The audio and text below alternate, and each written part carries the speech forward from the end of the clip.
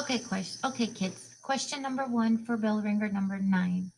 Now, this one, to some of the classes, I did give them the comma rules because I had new students that came in. So this question talks about comma rules. You need to know how the commas are being used.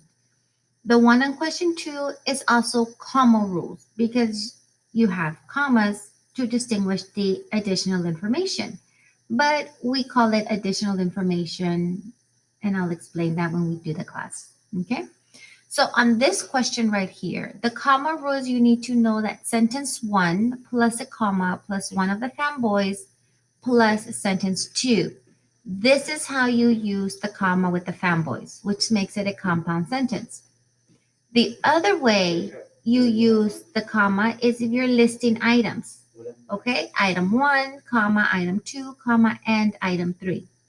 So you need to figure out if the writer is giving it a list or if it's using a compound in this particular section. You also have the complex with the commas, but we don't need to know that for this particular question. So the firefighters in Australia are working tirelessly to stop the wildflowers from spreading and creating more destruction. Okay, so let's see what it says. What change should be made in the sentence? Change is to are. Well, are is the verb. However, in this particular case, are is being used for fighter fighters. Okay, that's what you call I forgot the proper name for it, but fighter fighters is plural. Yes, Australia is singular, but we're not talking about Australia, the country. We're talking about the fighter fighters in Australia. So this verb corresponds with the fighter fighters. Since firefighters are plural, then this verb has to be plural as well. So that is not the answer. Question B is a dictionary spelling. So this one says an adverb is great effort and energy. Okay, so that means it's spelled correctly. This one, it says that it's not found in the dictionary, so that means this is misspelled.